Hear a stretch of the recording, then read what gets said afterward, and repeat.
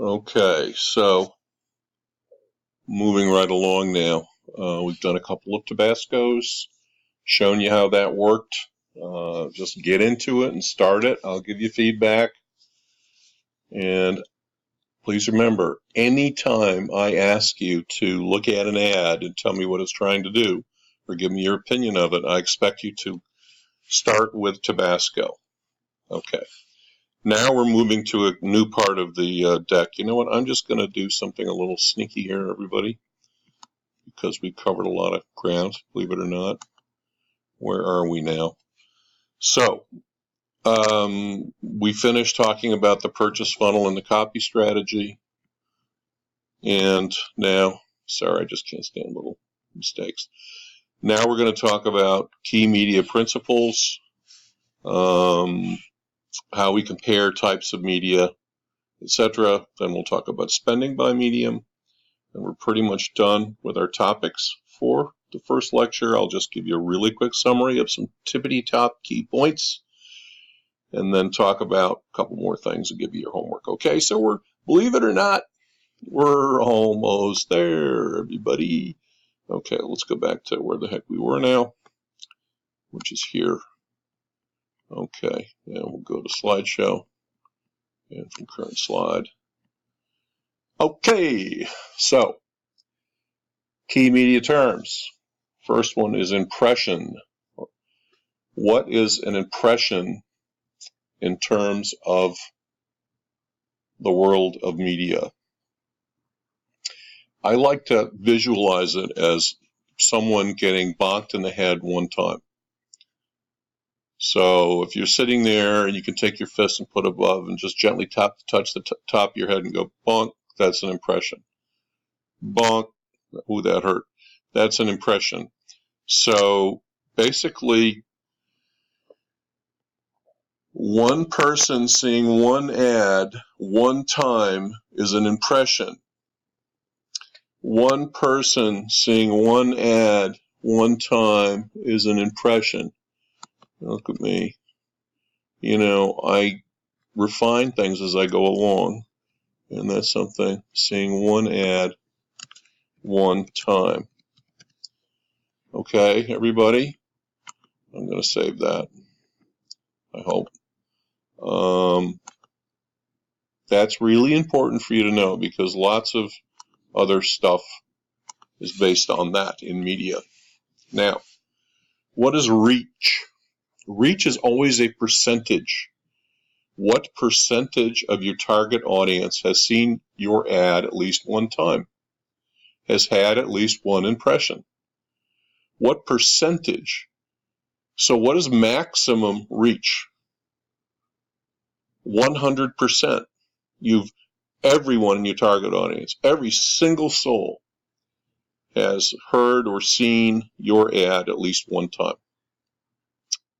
Reach always has to be a percentage, and it can't be more than 100. What is frequency? So, this is the number of times, on average, each person has seen the ad over a 4-week period. So, someone who, like Emily Dickinson, who never left her house, maybe just got a magazine once a month or so, might see your ad one time in the magazine. That's one impression. Okay? Whereas someone else who's running around town, commuting to a internship and has a full-time job and goes to FIT and lives in Long Island, who's on all the transit systems and walking and looking at her phone and reading content and watching videos on YouTube, that person is being exposed to lots of different media. And if they're in the target, they could see your ad many times over a 4-week period. So some people will get a few impressions. Some people may get a lot of impressions. But the frequency, it's going to be low frequency for some people, high frequency for other people. Frequency is normally the average frequency for your target audience over 4 months. The average times people see the ad or are exposed to the ad. If it's radio, they're probably not seeing it. Effective frequency is gets a little more cerebral because this is gets back really to the purchase funnel. So how many times does someone need to see your ad or hear your ad? It could be in different media to move from awareness to consideration to preference. How many times? People used to say it was 3 times. I don't know if that's really been scientifically proven, but just think for a minute. I mean, have you ever seen an ad 1 time and then bought something? Now, exceptions to that would be infomercials, which normally last a long time, have a lot of offers, and have a lot of depth of sale. The purpose of an infomercial is to get you from being unaware to buying something during the duration of the infomercial. But that's rare. I mean, you're seeing those mostly if you're up all night watching some channels that can't sell their ads late at night. Effective frequency. How many times? What's the frequency someone needs to get to be convinced to take action? Gross rating points, that's GRPs. It's another way to measure the effectiveness of a media plan. So basically, you take your reach number, you take the percentage off it. It's no longer a percentage, it's just a straight number. So basically, you're multiplying your reach number times 100. And you're multiplying it by your average frequency. So reach, which remember 70% is 0.70, right, everybody? It's 70 over 100 or 7 over 10. That's 70%. That's the number, right, everybody? Right? So you take 7/10, you multiply it by 100, and you get 70. So your reach is 70. Your frequency is 3. 70 times 3 is 210. 210 GRPs over a 4-week period. So your media plan, that's what you accomplished. This is a way to quantify how many people the target audience saw the ad, how many times. You're quantifying the effectiveness of the media plan. TRP is the same as GRP, except TRP is just the target number. What percent of your target? So they're really pretty much the same thing.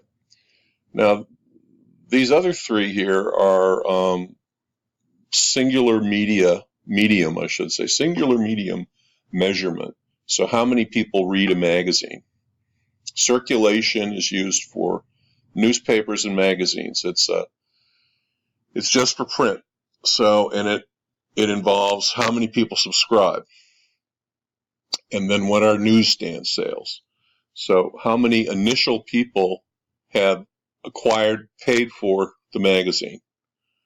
Now, your overall readership could be higher than your circulation, because one of the things with magazines is you may give it to a friend, or a friend may pick it up in your house, so there's pass-along readership. But the basic idea is how many people subscribe or pick up at the newsstand. Ratings is how broadcast measures its power, if you will. So ratings is it's another percent. What percent of the total audience has viewed or listened to a show, whether it's radio or TV? Ratings. Monthly uniques is how websites measure their power, how many people they reach. So it's the same thing as ratings and circulation in a way. I mean, it's closer to circulation because it's not a percentage, it's an absolute number. And here, if you look at, let's look at it. What the heck, right? All right, let me go here. And let's see if I can fool around a little bit with this. That's how I'm recording this on Screencast-O-Matic. Let's see if I can get off of this. Hello? Okay, let's go down to do a search. Monthly uniques, visitors. Let's do. Is it all right? Let's do New York Times, because Facebook is going to be, oh my God, huge. Okay, let's see here. New York Times Analytics. Now, it would definitely be in the New York Times Media Kit. Subscribers 4 million. Hey, how about that? But that's from 2018. So let's see if we can get this. All right. Okay. I'm not sure who our source is. It looks like they're saying it's New York Times Analytics. I haven't done this before, so no huge promises as to what we'll get. I'm just showing, what you do here. All right, so this is ranking in terms of monthly unique visits. There's total visit. There's how long people stay on the site. So in the last 6 months, how many pages they look at per visit. There's traffic by countries, traffic sources. So where do they come to before? How do they get to the New York Times?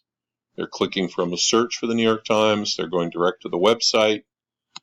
They're going from social media or from an email. Okay, and there's some top referring sites that run ads for the New York Times that people might click to. All right, so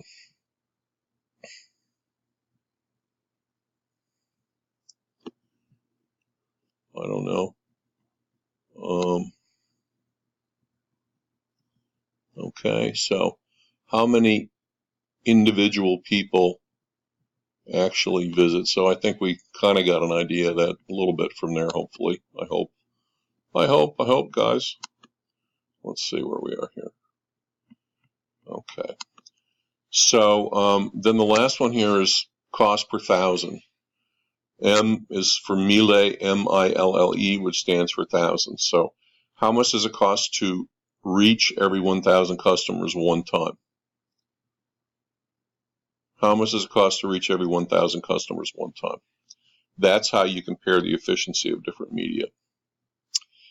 Now, there's another way. So we looked at the terms. You're going to need to know these. Okay, word to the wise. Here are how we evaluate media types. First is by cost, which is cost per thousand. There's a little $5,000 bill. I haven't seen too many of those in my life. I don't know about you. The second thing we look at is measurability. Some media are accountable. Here I'm really thinking about internet and mobile, where everything you do is direct because they can track you, your response or your lack of response, because it's all based on clicks and things. You don't click your radio when you're listening to an ad.